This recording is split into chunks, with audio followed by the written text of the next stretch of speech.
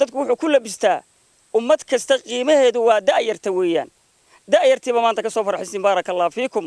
halkani waa deegaanka Gorayo xunta Sarre oo hadda bulshada deegaankaasi u bedeleen magaciidii Gorayo cadda Sarre waa deegaan ballaaran oo istiraatiiji ah oo dhaca xuduudda u dhaxaysa Soomaaliland iyo dawladda deegaanka Soomaalida Itoobiya waxaana halkaasi laga dhagax dhigay school boarding ah oo bulshada deegaankaasi baahi weyn u qabeen isla markaana bulshadaasi u noqon doona sidii qorax soo baxday dhismaha la dhagax dhigay ayaa waxa fulidaya qurba joogta deegaankaasi waxaana loogu baaqay bulshada deegaankaasi qurba joogta ganacsatada iyo cid kasto gacan ka geysan karta loogu baaqay inay ka qayb qaataan iskuulka boardingka ah ee loo furi doono ubadka iyo jiilka sanadada dambe soo kori doona kaasi oo noqodaya mid soo iftiimiya bulshada deegaanadaasi waxaana ugu horeyntii halkaasi ka hadlay gudoomiyaha magaalada Gorayo cadda Sarre Sool Maxamed Jaamac nuur warsame oo kamid ah waxgaradka deegaankaasi macallin Cabdi Faarax Xandulle iyo Sheekh Yuusuf Maxamed ayaa tilmaamay sida deegaankaasi ugu baahnaayeen iskuulkan iyo waliba fariimo kala duwan ay u direen bulshada deegaankaasi ka soo jeeda halkani waa Gorayo cad waa deegaanka hadda la ka dhigayo Gorayo cad xadka ku yaala dhinaca galbeed waxa ka xiga degmada Xaaji Saalax dhinaca barina waxa ka xigta degmada Dugsi halkan waxaanu ka aasaasnay imika goobtan aanu taaganahay school boarding ah oo deegaankan Gorayo cad loo sameeyo oo loo dhisayo dhul ballaaran oo aad arkaysaan oo inta imika indhihiinu ay qabanayaan indhihiinu intay qabanayaanba ah ayaanu insha Allah magaalada ay guddoonsiisay hadda waxaanu qalqaalinaynaa inaanu dhisno fasallo bilowa dhismahaas hadda wuxuu ka koobnaan doonaa insha Allah tacaala 4 fasal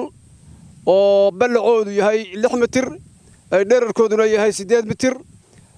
oo 4 waxa uu heliya office waxa uu heliya 4 markaas ayuuna guri oo guryaha fasalada laaleeg oo hurda ah waxa uu heliya jiko ayaduna 6 mitir ama 6 mitir iyo 6 mitir ah waxa uu heliya masaajid 8 mitir iyo 8 mitir ah oo ardayda iyo macallimiinta iyo cid kale alla keenaba ay ku tukato haduu Ilaahay idmo dhismahaas ayaa nimka insha Allah tacaala oo bilow ayaanu insha Allah tacaala hadda bilaabi doona waxaan doonaynaa dadka markaa qurba joogta dadka ganacsatada ee reer Soomaaliland dadka ganacsatada ee Soomaalida Itoobiya dhammaan waxaan doonaynaa in laga wada qayb qaato oo hadii la ka dhigayo kareer miyiga laftiisa waxa laga doonayaa awrkii waxa laga doonayaa hashi waxa laga doonayaa wankii waxa laga doonayaa in maskaxdii qurba joogtana waxaan laga doonayaa iyaguna inay miisaanka u ballaaran ay qaataan gobolada waxa laga doonayaa iyaguna in miisaankooda ay qaataan sida la ajigeed maanta waa aragtaan halkan la guddoonsiiyay maanta qariyadii waxay bixisay dhul ka badan dhowr boqol ama 300 ka badan oo intii doona laga dhisi karo iminkana laga sii bilaabayo inta uu sheekay Sheekh Yuusuf sii sheegay laga sii bilaabi doono farxad bay noo tahay waxa ogtihiin dadku inuu yahay dadkii abaarta ka soo xarooday waxa jiri jirtay xilli dadku aanu danayn jirin inuu tuulada degaba ee uu danayn jiray inuu meel ka fog ka soo arooro maanta dadkii kulligii guduhu ku jira 10 qof 2 qof baa wax iska bixin kara markay noqoto wax barasho farxad bay noo tahay farxad badan bay noo tahay anagu de tuulada yaray marka halkan marka Gorayo cad la yiraahdo waxa laga yaabaa dad aan aqoonin inay yiraahdaan talo Gorayo cad maxay ahayd waxaan jiilka yaryar ku baraarujinayaa markii siyaad barre dawladii inoogu dambeysay ee siyaad barre waxa la oran jiray Gorayo cad waa la gubay